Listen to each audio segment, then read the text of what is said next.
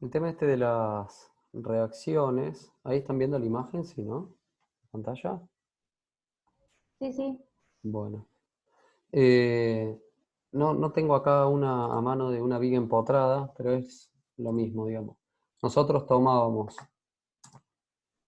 eh, primero calculábamos la estática de la viga, donde determinábamos las reacciones, ¿sí?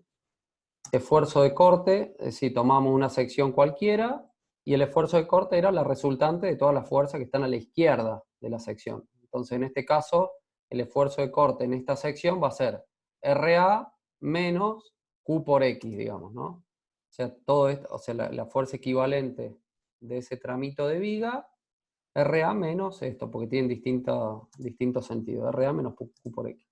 Bueno, después, con eso construíamos el diagrama de esfuerzo de corte. Para el momento flector, hacíamos exactamente lo mismo, tomábamos una sección cualquiera y hacíamos sumatoria de momentos respecto de este punto de todo lo que estaba a la izquierda de esa sección.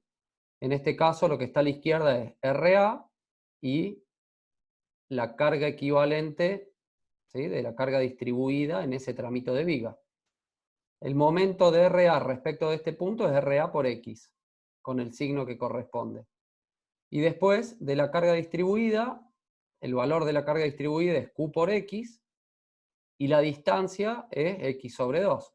Entonces va a ser RA por X menos Q por X sobre 2, ¿sí?, que tiene ese valor. Esto para una carga distribuida en una viga simplemente apoyada. Si fuera una viga en voladizo, a ver si lo puedo dibujar acá. Una viga en voladizo,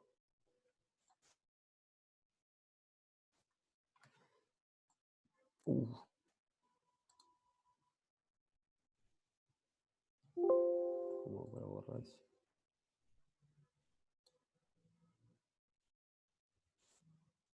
Bueno, una viga en voladizo. Qué difícil que dibujar con esto. Peor. Bueno, teníamos la fuerza acá. Acá está empotrada. Y acá íbamos a tener una reacción hacia arriba y esto gira así, una reacción también en el empotramiento, que es un momento de empotramiento. Entonces, para cualquier sección que vayamos tomando así, de la viga, de la derecha hacia la izquierda, el valor del momento flector va a ser, esto es F por la distancia. Entonces, el diagrama de momento flector va a ser así, lineal, hacia abajo, y va a tener su máximo valor acá, de acá a acá. F por L. ¿Sí? Si acá hubiera otra fuerza, cuando tomo una sección acá, va a ser F por esto. Ahora, cuando tomo una sección acá, va a ser F por esto y F2 por esta distancia, digamos, ¿no? Todo lo que genere momento respecto a la sección que estoy considerando. En el caso nuestro eran 500 kilos y esto era 1 metro. Entonces el valor máximo de momento flector eran 500 kilográmetros. ¿Sí? Sí, súper claro. Bien. No me acordaba tanto, Ah, perdón. no, todo bien. Bueno, eh, de todas maneras era un poco para ver que esto de SolidWorks en realidad nos da valores, obviamente, cercanos a lo que calculamos teóricamente, inclusive más exactos porque tiene en cuenta varias cuestiones que en la parte teórica, cuando hacemos un cálculo a mano, no se tienen en cuenta, por simplificación. Bueno, así como hacemos este estudio, podemos hacer, que esto sí lo podríamos ir haciendo juntos, suponer este recipiente, que es el que yo les cargué ahí en la UV, el archivito, para que no perdamos tiempo dibujándolo, y hacer una simulación de esto, simulando que tiene una determinada presión interior y está apoyada acá por la base de las patas, digamos, ¿no? Entonces les diría, descárguenlo de ahí de la autogestión, ábranlo y lo vamos a ir haciendo juntos, si les parece. Después, mientras hacen eso, de descargarlo, no sé si ya lo descargaron y lo pudieron abrir, les comento que voy a subir también ahí a la UV una encuesta. No sé cómo están. Yo, por ejemplo, veo, bueno, que en las clases somos bastante pocos comparado a los que están inscriptos. No sé si la dejaron, si no se conectan acá o bueno, no importa. Ver en qué estado están con el SolidWorks, si todos lo pudieron instalar, si todavía hay algunos que están con problemas y no pueden hacer los ejercicios que estamos haciendo porque no tienen, o no tienen la compu, o la compu que tienen no va al SolidWorks, o no lo pudieron instalar porque les daba error, no sé. Les iba a poner una encuesta, así me decían, elegían una de las opciones posibles. Por ejemplo, en la encuesta voy a poner, no sé, ya instalé SolidWorks y funciona bien, todavía ni probé instalarlo, no lo instalé porque no tengo computadora, o intenté instalarlo pero me da error, qué sé yo. Que me digan cada uno en qué estado está, así podemos ver de solucionar eso. Yo estuve hablando con Héctor eh, para ver si podíamos conectarnos vía Anidesk con las compus del gabinete. Obviamente no es lo mismo, pero por lo menos se podrían conectar a una de esas compus y usar el SolidWorks de esa compu que están ahí y funciona y están en los gabinetes vacíos. Había un tema ahí con la seguridad y qué sé yo, pero bueno, quedó en avisarme esta semana. Para los que no tengan SolidWorks, probablemente la semana que viene podamos hacer eso. Avísenme en el transcurso de la semana y vemos ahí de cómo hacer para conectarse si logramos eso. ¿Está? Bien. ¿Alguien no pudo abrir el archivo?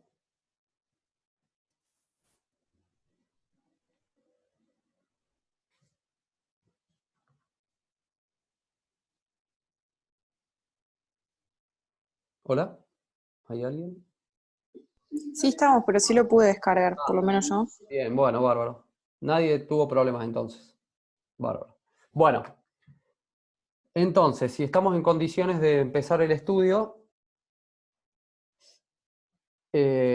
vamos a repasar un poco lo que decíamos. Activar el complemento de simulación. Entonces, en complemento de SolidWorks, activen ahí simulación. Una vez que lo activaron, les va a aparecer esta solapita acá de simulación. Y vamos a poner nuevo estudio. Si alguien está un poquito atrasado o necesita que vuelva para atrás, me avisa, ¿no? No hay problema.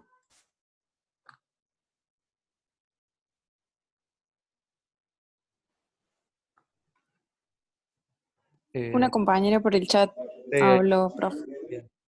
Sí, bueno, si lo craqueaste mal, yo la macana es que no, la verdad que no sé eso de ya de meterme ahí para poder eh, darte algún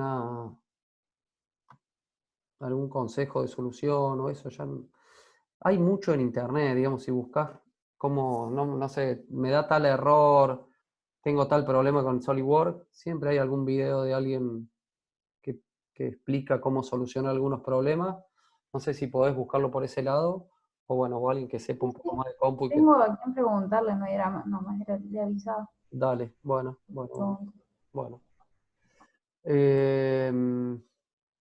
Y para la semana que viene, de última, está la posibilidad de que lo hagas ahí en Anidesk. Bueno, entonces nos íbamos a nuevo estudio y elegíamos estudio estático, ¿sí? Que es el que vamos a usar. Una vez que tenemos ya el estudio,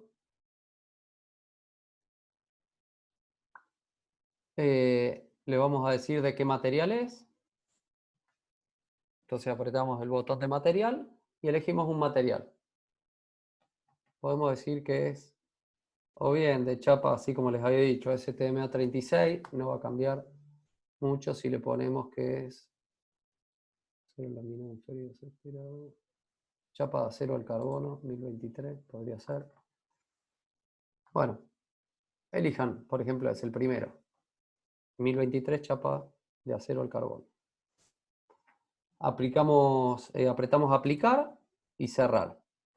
Y acá les debería aparecer el nombre del archivo recipiente y el material seleccionado. Después de eso, podemos ir a sujeciones desde ahí, o clic derecho acá en sujeciones, geometría fija, y podemos elegir, acá hacemos clic en la superficie que yo quiero que esté fija, en este caso, ¿no? Entonces, esas dos superficies que seleccioné hace que le imponga una posibilidad de movimiento de 0 en los 3 ejes, de traslaciones y de rotaciones, ¿sí? Todos los nodos que estén en esa cara no van a tener posibilidad ni de desplazarse ni de rotarse, ni de rotar. Aceptar. Ahora lo que tenemos que hacer es carga interna, decir que tiene una determinada presión. Como no podemos verlo por dentro para seleccionar la cara interna del recipiente, podemos hacer un corte por un plano que pase ahí por la mitad para verlo por dentro. ¿Sí? Entonces cuando me vaya ahora a cargas externas, voy a elegir presión. En presión voy a acá seleccionar todas las caras que están sometidas a presión, esa cara de ahí, las superficies, digamos, y también esta de acá. Vamos a ponerle porque ahí también hay presión. Fíjense que yo puedo poner invertir dirección y sería presión externa, digamos, ¿no? Como están toda la flechita apuntando hacia adentro, o hacia afuera, presión interna. Y en el valor le vamos a poner acá en kilos sobre centímetro al cuadrado, 8 kilos por centímetro cuadrado de presión. Aceptar. Saco el corte para verlo de vuelta cómo está. Y ya tengo el material, la vinculación a tierra y la carga. Me falta hacer el mallado y correr el estudio para la solución, digamos. Para hacer el mallado, podemos ir acá, clic derecho, bueno, puede ser acá abajo, clic derecho donde dice malla, crear malla, o dentro de ejecutar estudio hay uno que dice malla. Y acá les digo, podemos probar como viene por defecto, entre una malla intermedia, entre gruesa y fina, lo que va a hacer es que va a aumentar. Si yo le pongo, fíjense acá, si yo pongo parámetros de mallado, si yo me voy acá a una malla más fina, fíjense cómo se achica el tamaño de cada uno de los elementos. De los 70 milímetros que tenía a un elemento, el más grande, de 41 milímetros. ¿De qué va a depender eso? Fíjense que en realidad lo que hace esto es, va a ser elementos, el más grande de 41 milímetros, el más chico de 2 milímetros. ¿Por qué? Porque hay partes del modelo que tiene, por ejemplo, espesores grandes y va a usar un elemento más grande.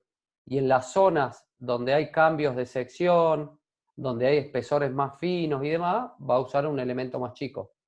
Cuanto más fina la malla, podríamos llegar a decir, no es tan así, pero una opción es de que más preciso va a ser el cálculo en zonas de diferentes, de cambios bruscos de sección, pero más lento va a ser porque son más las ecuaciones que tienen que resolver. El tema está, si lo dejamos más o menos en donde venía por defecto, podemos probar ahí, aceptar, crea la malla. Hay veces que puede dar error, este no es el caso. Si les da error, lo primero que pueden probar es hacer una malla más fina, digamos, ¿no?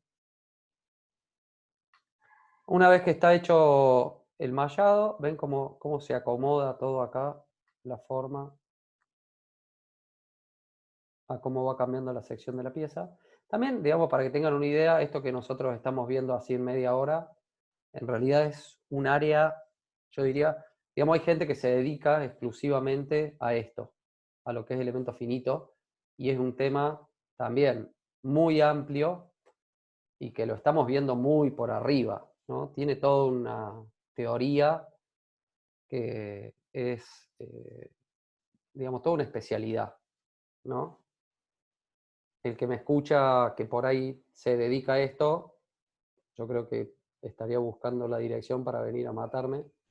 Pero la idea es mostrarlo, por lo menos para que vean de qué se trata, cómo funciona a grandes rasgos y bueno, al que le interese y demás podrá después profundizar como todo, ¿no? Que se ve en la carrera. Bueno, una vez que tenemos el mallado, podemos ya ejecutar el estudio.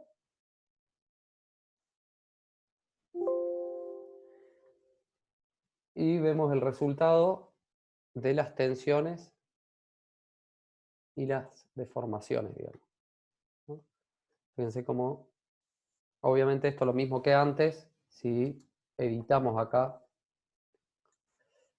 las propiedades, podemos cambiar la escala, está ampliado 1000 veces, ¿sí? Podemos ampliarlo, qué sé yo, 100 veces en vez de 1000 veces.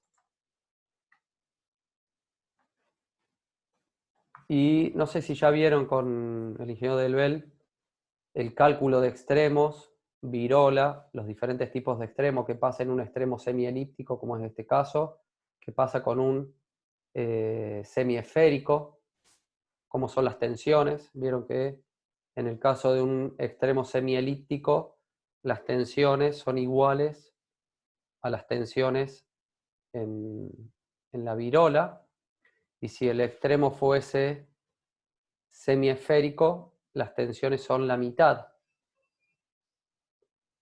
siempre y cuando el espesor sea el mismo.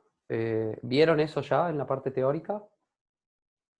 No, todavía no llegamos a eso. Todavía no llegaron. Bueno, ya lo van a ver. Acá nos podemos adelantar y ver que, por ejemplo, en la parte acá del casquete extremo son semielípticos y la tensión es del mismo orden de magnitud que en el casquete, que en la virola, en el cilindro, ¿sí? Y pueden después jugar ustedes cambiando, decir, bueno, ¿qué pasa si yo acá pongo un extremo semiesférico y vuelvo a correr el análisis? Cualquier cambio que hagan, si yo me vuelvo al modelo, lo vamos a hacer ya que estamos. Miren, voy a editar este croquis, el primer croquis que hice cuando dibujé la pieza, y uno de los extremos lo voy a reemplazar por uno semiesférico. Este de acá, en vez de ser una elipse, voy a dibujar una...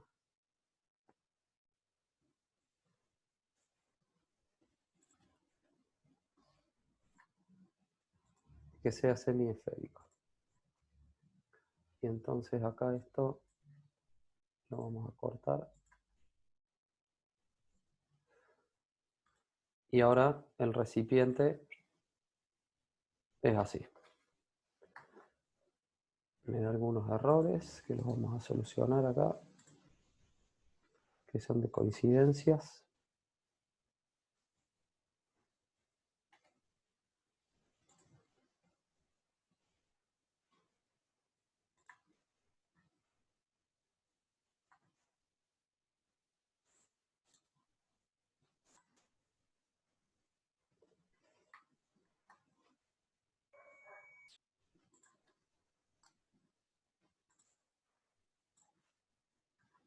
Bueno, y este de acá tenemos esto. Bueno, supongamos que hice esa modificación. Cuando vuelva acá a la solapita de análisis estático, esta no va, esta era vieja. Cuando vuelvo acá a análisis estático 2, fíjense que me aparece esa alerta, que es porque hubo cambios en el modelo, por lo tanto la malla ya no es válida, la que había antes, y acá en presión también me da una alerta porque una de las superficies la cambié. Entonces puedo volver a hacer el corte. Vamos a editar acá la definición de cuando seleccioné ¿Ves? Es posible que contenga entidades geométricas duplicadas o no válidas, porque yo la eliminé. Entonces elijo de vuelta esa cara para que la tome. Ya no hay más error en la presión. Y el mallado lo tengo que volver a generar. Crear malla de nuevo. Uy, lo cancelé. Bueno.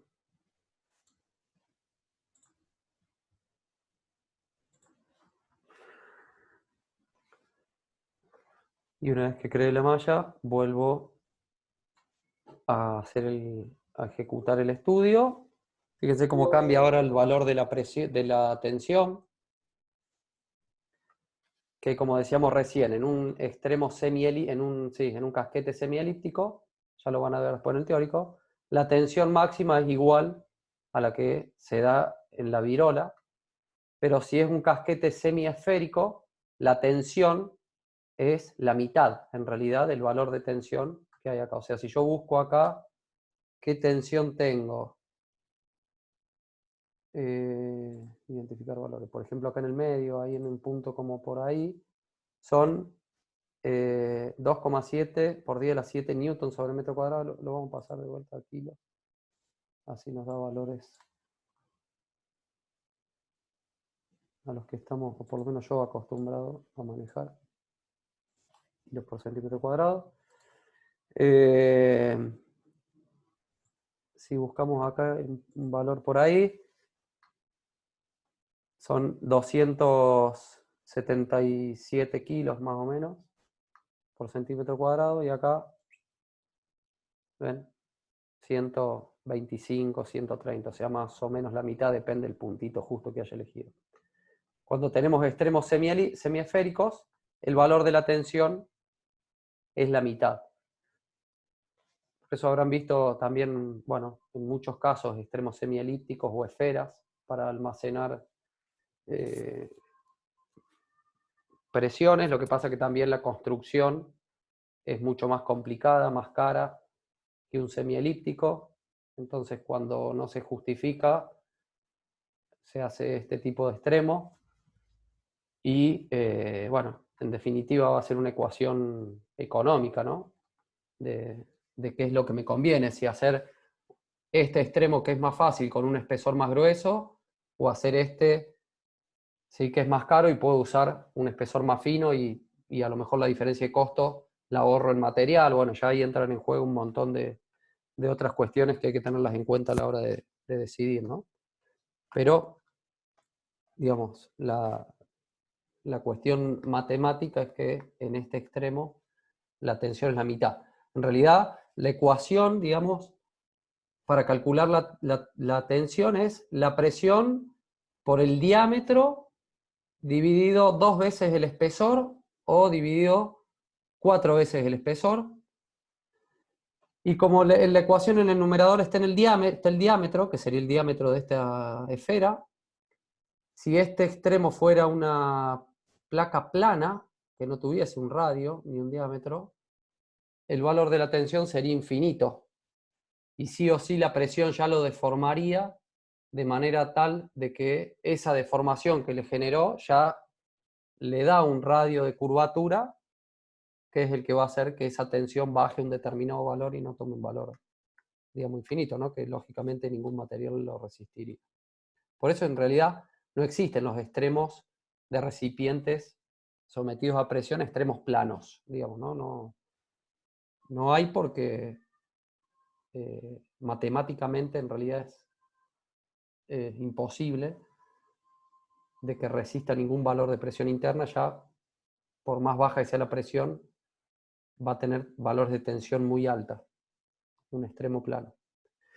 Bueno, entonces, después ustedes, también para que tengan en cuenta, esto, digamos, esto es un modelo simple y más o menos corre de forma más o menos rápida. Pero si ustedes a lo mejor están en la tesis, están en algo y dicen, bueno, vamos a aprovechar, vamos a hacer algo de elemento finito, cuanto más complicado sea el modelo, más difícil y, digamos, más pesado va a ser y más va a costarle a la máquina poder hacer el estudio.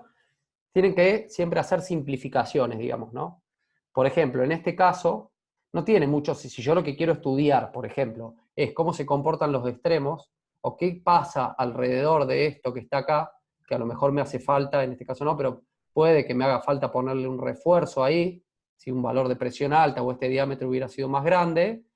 Si yo lo que estoy estudiando es eso, no tiene mucho sentido que haga que las patas formen parte del estudio, porque gasto un montón de recursos en esta parte que no me interesa. Entonces podría eliminar esto y no hacer una malla acá que resuelva cuánto es la tensión en estas partes que no me interesan, digamos. Ahora, si lo que quiero sí es saber cuánto vale la tensión acá, bueno, obviamente ahí sí. Pero tratar siempre de simplificar el modelo, ¿tá? En todo caso, lo que podrían hacer es, de última, poner este refuerzo y que esa superficie sea la que toman como, por ejemplo, esa superficie de ahí y esta de acá, que sean las que toman como empotramiento, si lo que quieren ver es la deformación de acá de los extremos, digamos, ¿no? Y no meter toda esta parte acá. ¿Se entiende? Siempre tratar de simplificarlo. Otra cosa es que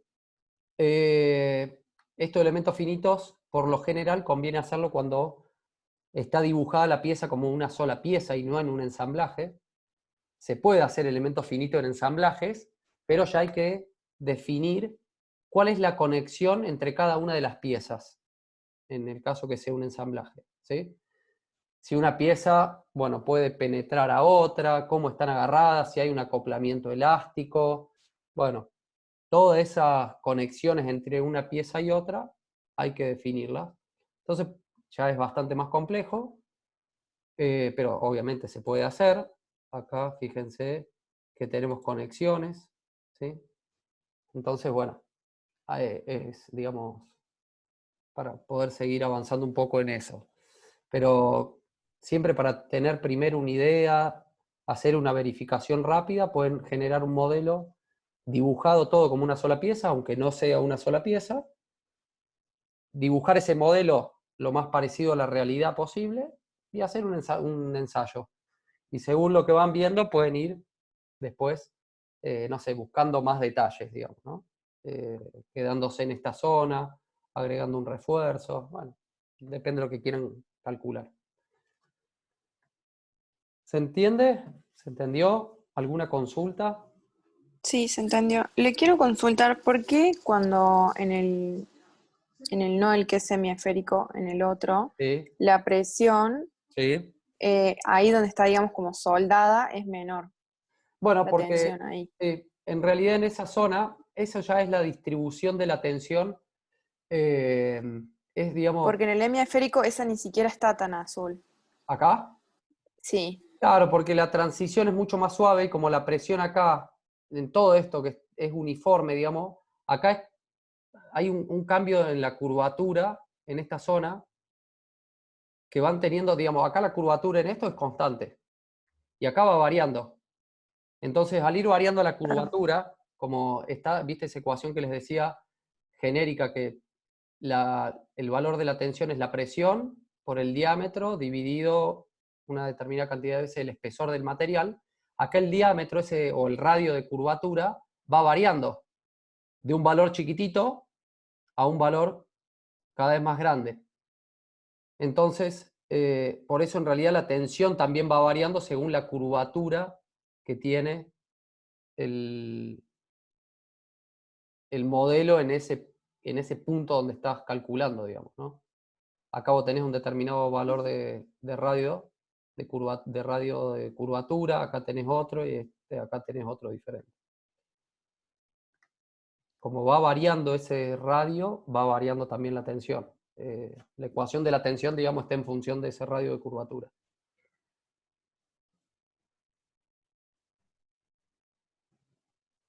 Claro, gracias. De nada.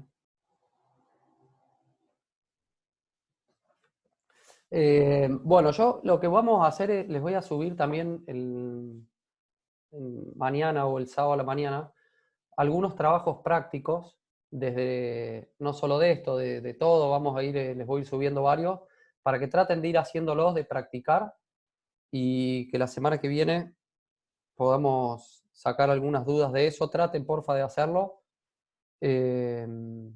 Así van apareciendo dudas y podemos ir avanzando.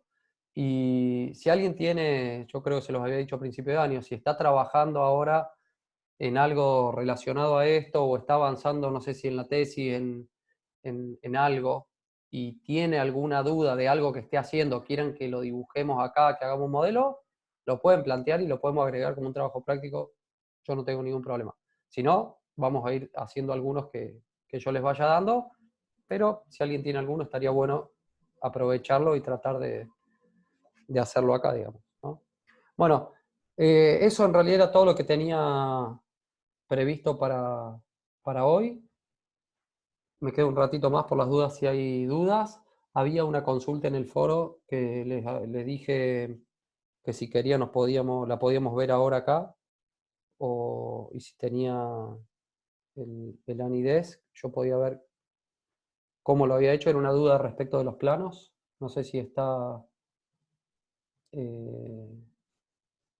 Trinidad, creo que era que habías hecho la pregunta, no sé si estás.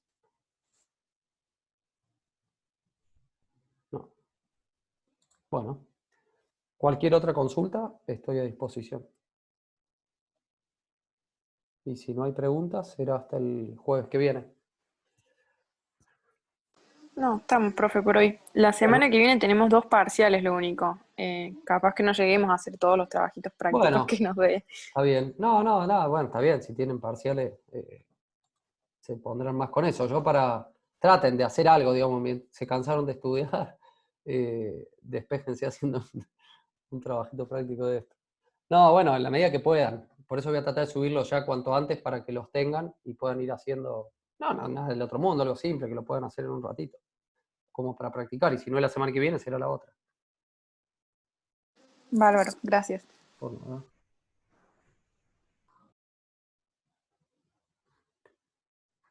Bueno, no hay preguntas, dudas. Che, me da la sensación de que están todos mirando la tele en otro lado y... ¡Qué lo parió! Es que está jugando River. ¡Ah, no! Mirá vos. Listo.